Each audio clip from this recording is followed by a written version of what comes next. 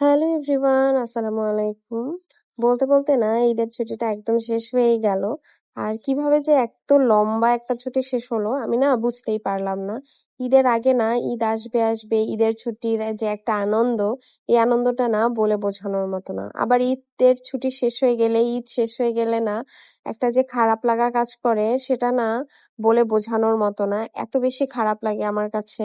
আর আজকে না ঈদের ছুটির একদম লাস্ট দিনের একটা ভ্লগ ছিল। আর সকালবেলা না ঘুম থেকে উঠেই ফ্রেশ হয়ে নিচ্ছিলাম আর এত মন খারাপ লাগছিল যে এত লম্বা একটা ছুটি কিভাবে শেষ হয়ে গেল। আসলে না আমাদের জীবনে ভালো সময়গুলো বোধহয় এভাবে করেই তাড়াতাড়ি শেষ হয়ে যায়। আর খারাপ সময়গুলো না শেষ হতেই চায় না। সকালবেলা না ব্রেকফাস্টটা রেডি করে নিচ্ছিলাম আর আজকে ব্রেকফাস্টে না একটা স্যান্ডউইচ বানিয়ে নিচ্ছিলাম।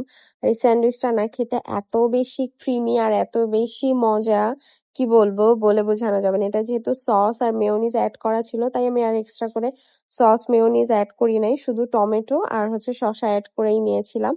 আর স্যান্ডউইচটা না খেতে বেশ মজা হয়েছিল। এই তো স্যান্ডউইচ রেডি হয়ে গেল আর তারপরে আমরা ব্রেকফাস্টটা খাওয়া দাওয়া শেষ করে আমি না তোমাদের ভাইয়ার জন্য একটা টিফিন রেডি করেছিলাম আর কি। আম আর একটু ড্রাগন কেটে দিয়ে দিয়েছি অফিসে, যাতে 11টা 12টার দিকে একটু খেতে পারে এই জন্য।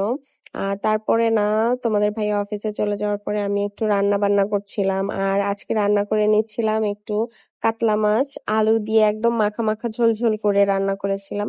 আর বেশিরভাগ সময় না আমি ধনেপাতা দেই, কিন্তু যেহেতু আজকে ধনিয়াপাতা ছিল না তাই না আমি জিরা দিয়েই হচ্ছে আজকের মাছটা মানে লাস্ট করে না গার্নিশ করে না, আমি জিরা গুঁড়া দিয়েই রান্না করেছিলাম আজকে। তো তারপরে আম, মিউ চলে এসেছিল, তো ওখান থেকে একটা মাছ নিয়ে মিউয়ের জন্য ভাত মাছ ভালো করে মেখে নিচ্ছিলাম চেপে চেপে।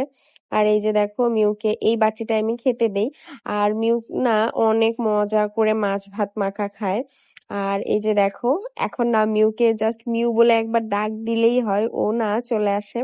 আর ও একটু প্রেগনেন্ট, আমাদের মিউ না এত বেশি আদুরে, কি বলবো বলে বোঝানোর মতো না। তো এই তো খাওয়া দাওয়া করছিল।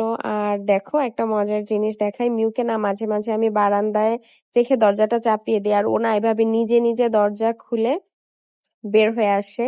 দেখো কি পরিশ্রম করছে ওইটুকু চিপা দিয়ে বের হওয়ার জন্য। পরে না ও এভাবে করেই আর কি বের হয়। আর তারপর এখান থেকে কোনো মতে বের হতে পারলে সোজা আমার রুম থেকে হেঁটে আমার ছোট ভাইয়ের রুমে চলে যায়। ওই রুমে না ওকে ছোট একটা বাস্কেট দিয়েছে আর ও যেহেতু প্রেগনেন্ট তাই ও না খেয়ে উঠেই বেশি হাঁটাহাঁটি করতে পারে না, একটু গিয়ে রেস্ট নেয় তারপরে আবার বাইরে চলে যায়। এই তো আজকের ব্লগটা এই পর্যন্ত, সবাই অনেক ভালো থাকবে, আল্লাহ হাফেজ।